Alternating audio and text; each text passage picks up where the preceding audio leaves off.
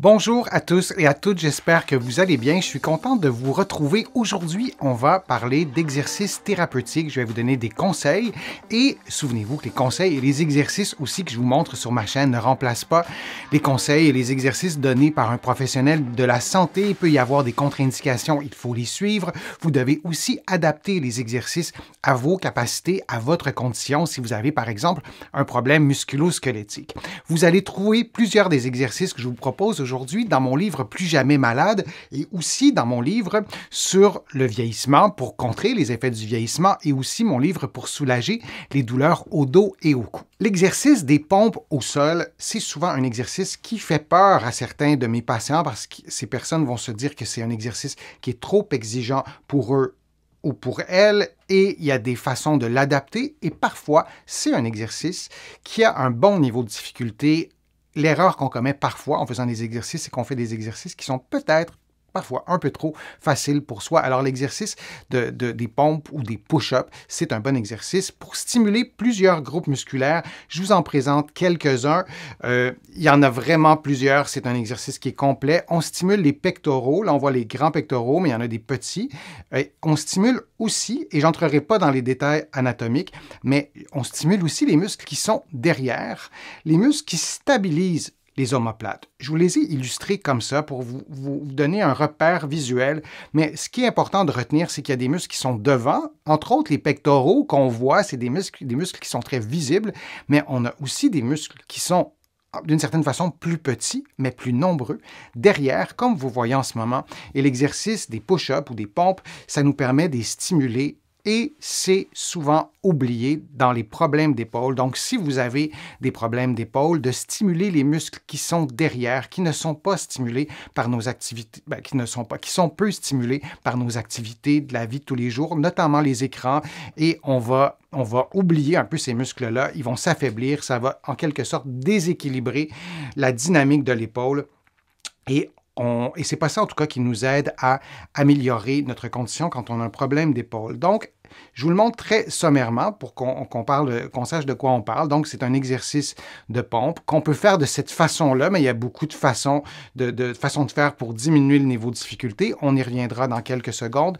Mais d'abord, 5 erreurs à éviter. Si possible, on ne peut pas toujours éviter les erreurs, mais il faut au moins en être conscient. Parfois, on a besoin d'un peu de temps pour corriger tout ça. On en est conscient, on essaie de les éviter. Parfois, on n'y arrive pas. Il faut vraiment se donner un peu de temps parce que sinon, en voulant corriger une erreur, en n'ayant pas les capacités pour le faire, on en commet souvent une autre. Alors, je vous présente les 5 erreurs à éviter, puis je vais vous montrer l'exercice en même temps, ça va me permettre de commenter. Ne pas adapter la position des mains. Vous voyez que le personnage qui fait les pompes, les push-ups, a placé ses mains d'une certaine façon, et là, il y a plein de stratégies en changeant la position des mains et des coudes pour travailler différentes parties du corps. Mais vous devez adapter la position des mains à votre souplesse, votre flexibilité, c'est-à-dire et votre force, c'est important. Deuxième erreur, avoir le cou en flexion ou en hyper-extension. On va avoir la tête très penchée ou on va avoir le cou complètement cambré. On veut avoir un bon alignement entre la tête et les épaules, le bassin notamment. Une autre erreur, et c'est probablement l'erreur qu'on voit la plus souvent, on va cambrer le bas du dos. Si vous placez en ce moment la main dans le creux du bas de votre dos et vous augmentez la cambrure, bien souvent c'est ce qu'on fait en faisant les pompes, les push-ups et c'est une erreur, ça nous empêche en fait de bien travailler les muscles des abdominaux, entre autres les stabilisateurs du tronc. L'autre erreur qu'on fait souvent, on ne déplie pas les coudes au complet et souvent on ne s'en rend pas compte. Alors moi, je vous conseille de faire l'exercice très lentement au début et de vraiment regarder vos coudes pour voir s'ils sont dépliés au complet ou non. Sinon, votre cerveau pourrait penser qu'ils sont dépliés alors qu'ils ne le sont pas.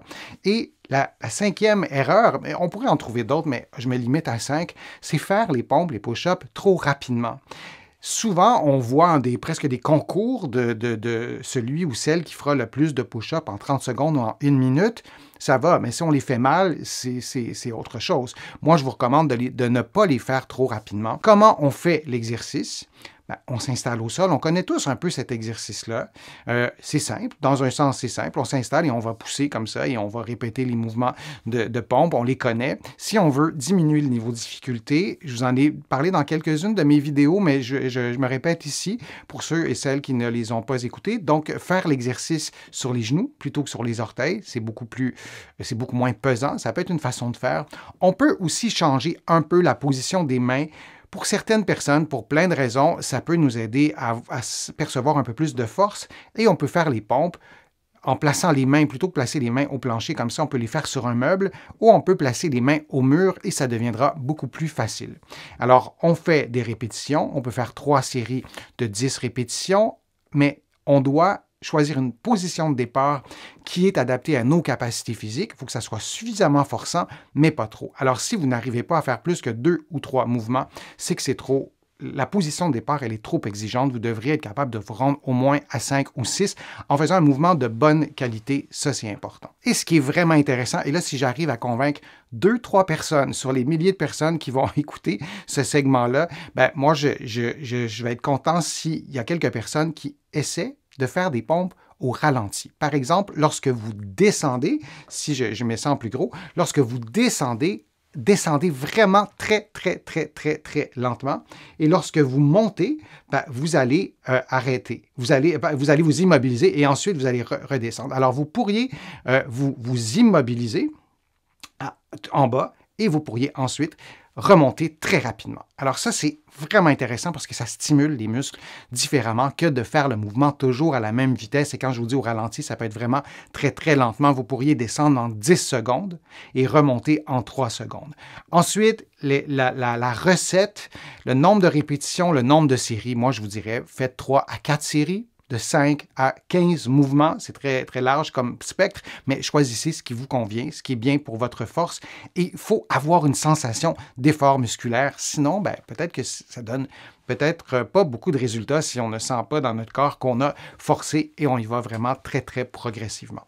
Alors, c'était l'exercice des pompes au sol. J'espère que c'est un exercice qui vous sera utile et que vous allez arriver à l'adapter à votre propre condition physique. Je vous remercie d'avoir été là. J'espère que les conseils que je vous ai donnés, les informations que je vous ai transmises aujourd'hui vous ont été utiles. Je vous remercie de faire une contribution à ma chaîne. Vous êtes plusieurs à le faire et je vous remercie et considérez ces remerciements comme personnels. Ça m'aide beaucoup à pouvoir vous produire de plus en plus de contenu et c'est ma résolution de cette année de vous en présenter encore plus régulièrement pour répondre à vos besoins, répondre à vos questions que vous me posez sur les fils de discussion. Je les lis toutes, vos questions, et j'y réponds individuellement quand c'est possible. Sinon, je le fais dans des vidéos. Vous allez trouver beaucoup d'informations sur mon site web, le www.denisfortier.ca. Vous allez aussi trouver beaucoup d'informations dans mes livres, notamment mon livre Plus jamais malade, mon livre sur le vieillissement, mon livre sur les douleurs au dos. Il y en a d'autres, vous les connaissez. Et en visitant mon site web, le www.denisfortier.ca, vous allez pouvoir aussi vous abonner gratuitement à mon infolettre, au courriel thématique et garder contact avec moi. Alors, je vous dis à une prochaine fois, à une prochaine vidéo et à bientôt.